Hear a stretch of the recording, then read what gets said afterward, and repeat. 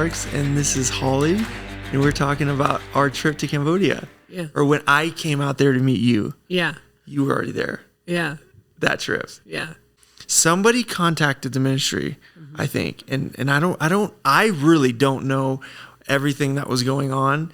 I just remember my dad asked me if I wanted to go out to Cambodia on half of ATP. Yeah. Yeah. And that was essentially how I went. Yeah. So what happened with that was I had gotten attacked because we were going into the brothels and we were taking girls out, and we had a meeting to meet 3 girls the next day, and I got attacked. I got pulled off a moto, and that's right. You had the left purse, side of right? my body. Yeah, the left side of my body just broken, blood on the brain, broken jaw, broken eardrum, broken collarbone, broken ribs, busted you broke foot. Your jaw on that? Yeah, my jaw was broken when I met you. Oh my gosh. Yeah. I thought it was just your collarbone. No, it broken. I had blood on the brain too. That's crazy. Yeah. Did you know any of that when?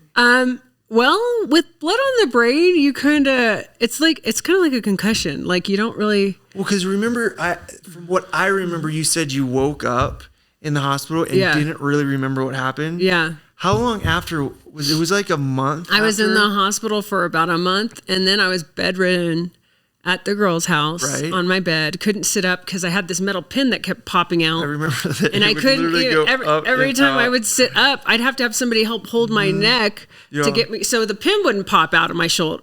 It would go like through the skin. Remember, it would poke through the skin though, and you'd have to push it back down. Yeah, yeah. And that was crazy. At the same time, there was when I did hobble downstairs in the kitchen, I heard the gate creak and looked in the tile. You can see the reflection, and I saw like pants. And I was sitting there with one of the girls. I was like, "Who's that?" And like hobbled. And there's a guy in the living room trying to sneak in and hide. So that, and then I kind of hobbled, chasing him out. Hey, and he ran. It was just no guys they weren't coming in the house, right? Well, that was like a trafficker trying to come in. Oh, he knew what? Yeah, we didn't know that guy. Oh, so it wasn't just it was just someone that saw the house and came in? No, that was like... Did he know any of the girls that were there? Yeah, because they were trying to break in a lot. Right before you came, actually, we caught one that was trying to break in. We typed him up, and I told him about Jesus, but then the cops came, and so we did catch one. But that one, you can't really get him other than he was trying to break in, but he didn't literally get in. But we tied him up. We took him to the police station. That was right before you came. It wasn't the one where all the neighbors came, right? Yeah, that was right. Yeah, that was right. Was that was right before my accident. So that was already happening. It was like an ongoing where they were trying to come in. Then finally they pull me off the moto. Right. I'm all messed up. Now they're still trying to come in. And at the time, I think I had 45 girls? I had a lot of girls. I had 3 houses. Yes. Yeah. You had the one, the tall house, and then the one that was across the street. Yeah, and the one next door, we had half of that house. Okay, Yeah. And so they were coming, when we caught the guy, he was coming into the one next door, trying to get up on the side. The house. Yeah. Yeah. Yeah, so, but that was only one guy, and he was just like a low life kind of, He wasn't, was he trying to get? Yeah, what they try to do is they try to break in during the day and go and hide in your house. All day? Yeah, and then they'll come out at night. And the thing is they were after the girls. Because if you're just trying to rob or steal, you'll just come at night. But they're trying to, you see what I'm saying? Like take whatever you can grab out on the outside. Did they know any of the girls there? They were following the girls, right? Like, really? Yeah.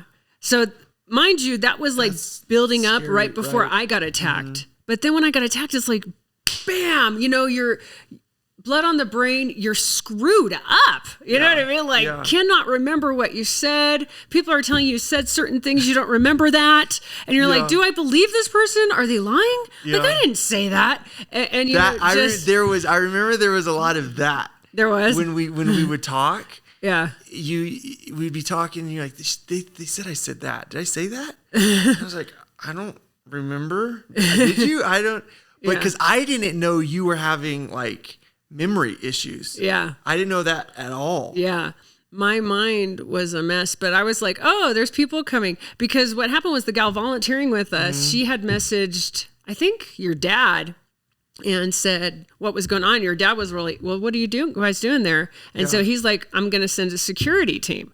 And so I was like, who's Victor Marx? I never heard of him before. Right. And, you know, so I was like, but we were having issues. So I asked a missionary friend of mine from Thailand, and I was like, have you ever heard of Victor Marx? Yeah. And he's like, yeah. And I was like, well, I don't know, like, I try to look and search. Is he all about himself, or is he all about Jesus?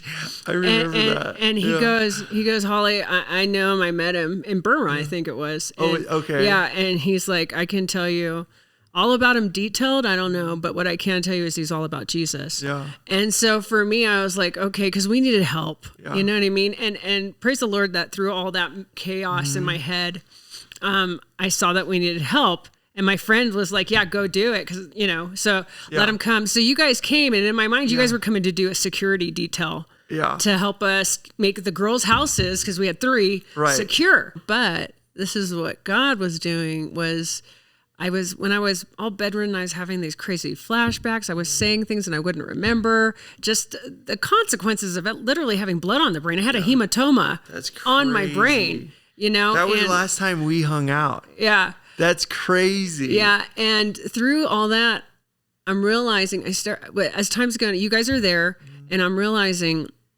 I'm having these weird flashbacks of things happening to me, and like thinking, did I lose my mind? And I'm running 3 girls' houses, and my mind's, what do? I'm now at that point in my mind, kind of like my own enemy in a sense. And I want to protect the girls. Yeah. But yet if I leave, will they be protected? There was so much going on. I remember that was I was so worried about them, but I was a mess, and all of that was happening. And through the chaos of everything, you did a good job of holding on to, because I didn't know there was any of this going on. It was you, actually, Shiloh. I don't trust people generally. I'm not going to trust people around my girls. I felt that when we got there. When me and you talked, all the chaos and all this stuff is going on. It's like a tornado in my head. Yeah. And you would just look at me, and you would just talk about Jesus. I remember that. We were just talking about Jesus. And it was like, whatever chaos was going on, it was like for hours you would just talk to me about Jesus, and it was like, yeah, Jesus. And so we had that connection. And honestly, I would have never trusted you or Victor or anybody, but it was that constant talking about Jesus to me that was soothing, and it made me trust you and trust your dad, because and honestly, God knew exactly who he needed to send. He needed to send you. If you wouldn't have sat and talked and gone out, and as I'm showing, like, you always would bring it right back to Jesus, no matter what we were talking about. And it made me trust you. And it made me say, no, this is a brother. This is my friend. This is my brother in the Lord. And because of that, I opened up to coming back. And then your mom took me to the doctors, nursed me back to health, and then ended up sending me actually to the Amen clinics, and got the scan. They looked at my brain. They helped me heal, gave me this is what I needed to heal from that. And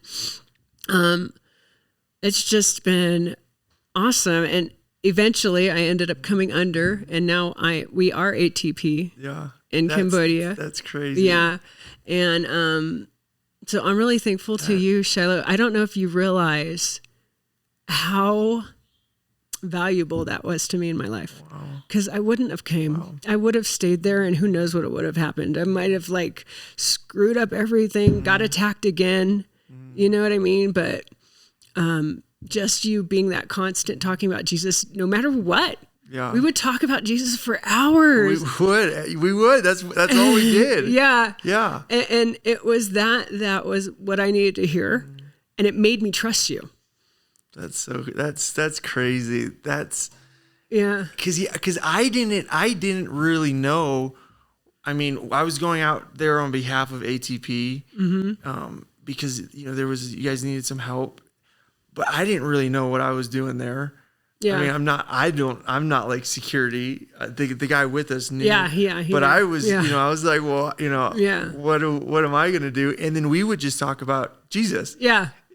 Like for hours. We'd we'd get in tuk-tuks and we'd go. And that I remember it was one time, it was towards the end of the trip. We went to because we just go to like coffee shops all day. Remember the mall? Yeah. I got so much boba. But we went to one coffee shop, and if there was anything that I feel like God did do and say that day was because there was there was like maybe like some disagreements going on kind of with what was going on at the time. Yeah. And I didn't want it. I didn't, that wasn't my, but we went and we were talking at a coffee shop, and the people we were talking with, they were trying to tell you, what you said. Yeah. And you were like, I didn't say that. And I remember going, well, this is between them. Like, it's not.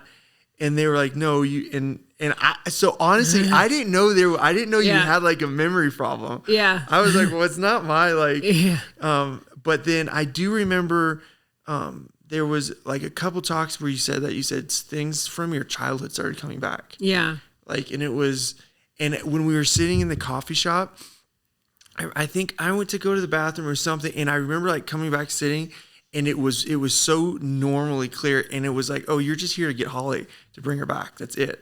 Like that, like, because, and not having known you that well, I did know though, I knew that you didn't trust people like that. And so I remember literally feeling like God sent me to go get you. That was it.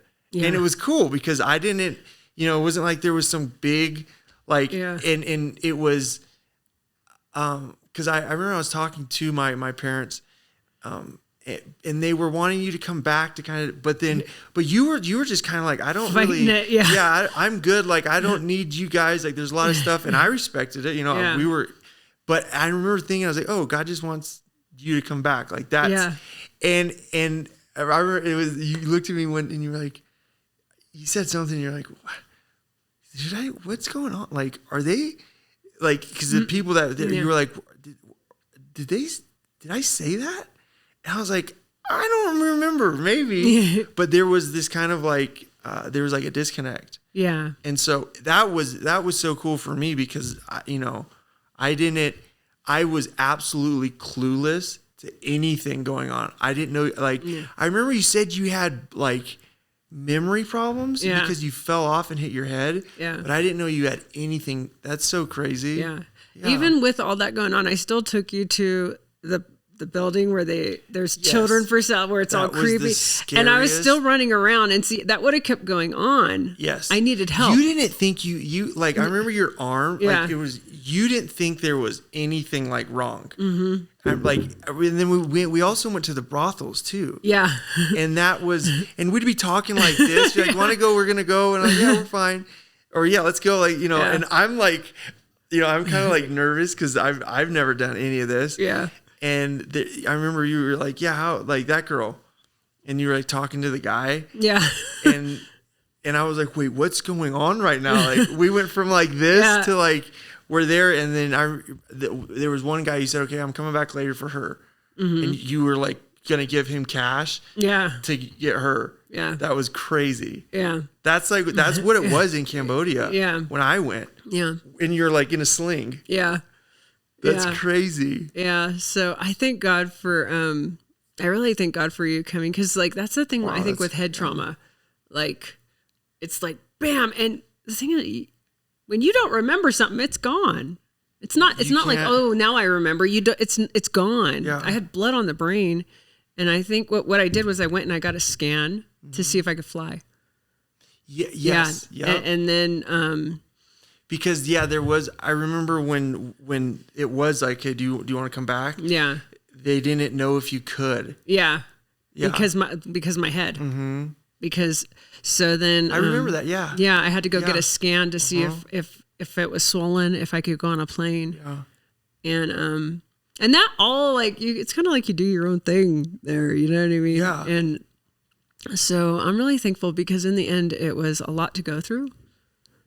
But that was that like time too, because, and I was an outsider, but it seemed like there was a lot of different, a lot of things going on. Yeah. Within kind of the group or association there that was making what you were trying to do just a lot harder. Yeah. Because I remember when we got off the plane and you guys met us at the airport, I knew right away. I knew you were not like, you were like, and I felt it right. You were like, these are my girls. So I don't really, I don't know what you guys are about, but I really don't care. Yeah. And I remember you said that of going like, I don't want you guys taking pictures and then going and like forgetting about us.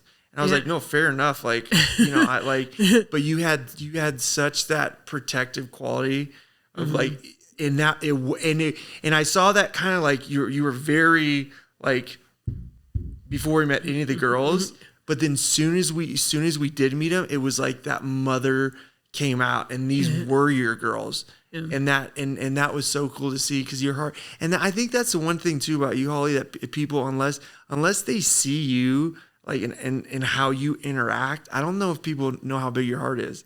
Like, you're this different person when you're like, your heart just is like huge when it comes to those girls. Like that I think that was one of the coolest experiences about Cambodia was, because we talked a lot about God and faith and just a lot. But when I saw you like interact with those girls, that was pretty crazy. It was so genuine and it was so authentic. And though on both sides, like you love those girls and those girls love you. That was very, very cool. And almost to where there were so many crazy stories with not all the girls, but a lot of them. And it was like all of that, like you guys were a family. Yeah. You guys, and I remember very much feeling like an outsider to this family. It wasn't like a ministry, it wasn't like, it was like a family. Yeah. That was that. And I think that was the coolest part, was seeing like, one of the things that I noticed was you would play with the kids a lot. I remember and so you weren't the little guy. Yeah, and that was actually really neat. And I noticed that, so I was like, because like that's what's needed.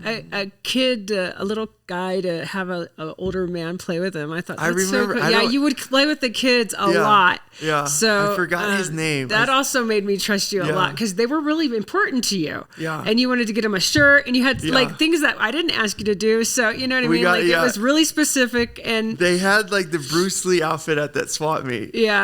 I remember that. And you were really specific. You wanted him to have it, and just stuff like that. He was cool. Yeah. And those things are important. Those memories stay with kids forever. You know. Yeah, big time. It really does. Yeah. So I've got kids. I've got mothers. I've got girls, there was young girls. I got so many. There was like so many things going on. Yeah.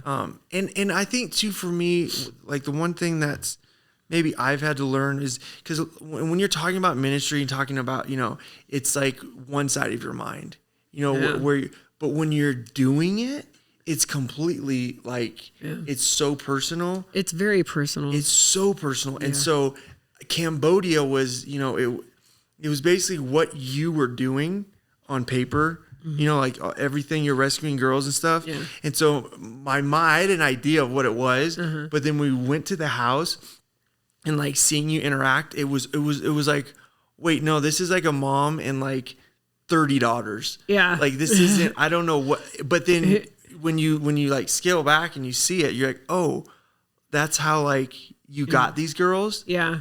That's how to do discipleship, really. I don't think it's just by meeting with somebody and doing a Bible study once a week. And those girls, just so you know, so you were there, what was it? 2015, the beginning of 2016, or no, the end of 2015. In September. I think September 2015. Yeah, and since then, those girls, they're now grown up. A lot of those girls, the older ones, they're now grown up. Yes, they're now married. They have children. Wow. They come and visit. Even some of them are married to quite a few of them are married to pastors. Wow. And other ones, the younger ones, when they're still with me and they're in school and they're getting ready. So it's just, that's so crazy. Yeah, and the older ones are helping me with the younger ones. So because when I was there was like the first wave. Yeah. where I think a couple girls had married a couple of the pastors. There was a couple that had gone through it and were helping. Yeah. But a big majority was kind of like the teens, early teens. Yeah. And they were all in school. Yeah. Yeah. So now they grew up. A lot of them got married. That's crazy. Even some of them are lawyers now. It's amazing. Really? Yeah. It's amazing. And that's the amazing thing is like whatever they went through in their past. Yeah. Like seriously, like you would never know. Even if you come to my house today. That's how I felt when I was with them there. Yeah. You couldn't to hear what their background was and then meet them. Yeah. It was like, well, it didn't. Yeah. And that's the thing what God does. You know what I mean? Like, that's what Jesus does. Yeah. You know what I mean? He comes in and he's like, actually, you're my child. Yeah. And that's your identity, not your past. And that's good. So, wow. I'm forever thankful to you for coming to Cambodia. Wow, and thank you. I don't think you have any idea how much the Lord used you during that time in my life. Wow. If it wasn't for you, I wouldn't have met your father or trusted him. Actually, it was through you because you're his son, right? Yeah. And I remember one little thing when we did a video with your father before you came, and he's like, I was praying and God told me Shiloh. And I didn't have a clue who Shiloh was. Yeah. And he's like, God just really told me Shiloh. I don't have you know what? I didn't really know what he was talking about at the time. But I see that it was God answering my prayer when I was laying on that bed and crying out to the Lord and being like, God, why don't you just let me die?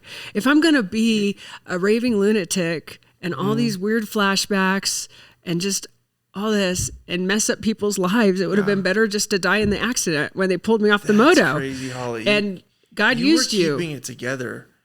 And I think too, that was another part about God. I remember thinking, well, that's kind of crazy because my dad's stories like that. He had some crazy stuff happen when he was a kid, and because we haven't talked about it since, but there was a lot of stuff that you didn't know if it was real or if it was your memory. Yeah, and I remember it's so cool because God just asked us to be us. Yeah, and my thing was I was like, I don't know what's going on. I'm not, but my dad had a crazy background. Yeah. And there was a lot of stuff where he didn't, it was sounds like just so you know, because you said that, I went and I Googled and I watched your dad's story. And then I was like, you have no idea, that's Shiloh, crazy. How much God used you to save me. That's crazy. Because it was like, he understands. It was like this thing where I'm like, they understand. It was like maybe somebody else has gone through this. You know what I mean? Where it's like, it's not just me, I lost my mind. Because I thought I lost my mind. But I'm like, no, I gotta protect the girls that are trying to break in. Yes, I can't leave them. It was like, I'll but then again. It was like there was like 10 things going on. Yeah. Or at least that you were having to do like. It was like a storm, because it's like, who's going to protect them? Mm-hmm. But what if I have to protect them from me? If I'm losing my mind with my past? So there was just so much going on, but I'm forever thankful. Wow. And on the other side, I'm thankful that happened. You know what I mean? Because through it, God causes all things to work together for the good. Amen. Right? Yeah. And so on the other end of it, I'm forever thankful. That's so cool. And you flew me and right to your mom and dad. Yeah, we flew here. And then your mom nursed me to health. Yeah. Yeah. And it was just like that. I love your family. That's crazy. We went Taiwan to Denver. Yeah. Yeah. And you stayed. Your friend went back. Yeah. The security guard on the team actually, and then you stayed longer so we could see if I could fly. Yeah. And you stayed longer so you could escort me back. Remember? Because I was so messed up, we didn't even trust me to fly back by myself. Because it was just kind of like, because we weren't sure about the blood, and we weren't sure about the swelling, and we didn't know if something would happen on the way. And the thing too, I think the funny part was, it was day to day was kind of like, maybe I don't need to go. Mm-hmm. I was like, it's up to you. Like, yeah, maybe I don't know if I need it. You think I need to? Mm-hmm. I was like, I don't know, dude. But then, you came. Yeah. And then this is 6 years later? Yeah. Wow. Yeah. Praise the Lord. That's so cool. Yeah. Right and now we have a women's home. And now actually that's so crazy how all this is happening. Now all those stories about all those girls and getting raped or getting beat, getting sold, whatever. Now we not only help them and they're part of our family, but now we can go we're going after the bad guys too. Yeah. So the bad guys are getting arrested, which they need to. So we have both sides now. So because I remember we talked about that too. Yeah. Before I couldn't. Yeah. I didn't have the ability. It was just you. Yeah. It was literally Holly. Yeah. With one arm, like going in and like talking to whoever it was. Yeah. Or I remember you would say the word, it was mamacita. There was like, because it wasn't, there was like pimps, but then the other ones. I would call them mamacita. You know what? Or something like that. But you were like, you're coming with me. I was like, whoa, okay. Yeah. So it was, That was still one of the craziest things I've ever seen. Holly in action. Like because everyone's talking like, but when Holly is out there, like that was the craziest. Like we're going to brothels and you were like talking to the guys that were in charge and like, yeah, I'm gonna buy her. Yeah, because you have to deal with them. To get them out. Yeah, you were like negotiating too, and they're like no, and you're like no, yes. I remember being like, what's going on here? With your arm and like with 5 or 6 of the girls. Because with it, what it was with that one, I think I remember.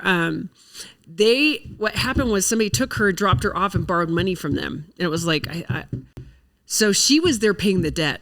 Yes, and so it was her parents. Owed. Yeah, yes, yeah, and so it was. Yes, that's what it was. And so I was like, no, I'm going to pay the debt. Too. Yeah, yes. I'm gonna pay the debt, and she's gonna come with me. And they were like, no, because they're ripping them off. What they're doing is the longer they're there, they're charging interest, so it's never paid off. And I was like, yes, all up front, it's all going to be paid right now. So, and honestly, I don't even know that I had the money. You know, I was but I was going to go find a way to get it. Yeah, like talking. Because people will talk about it, you know. Like people, it sounds good, but like you out there in Cambodia, that was like watching you live in action was like crazy. It's intense, huh?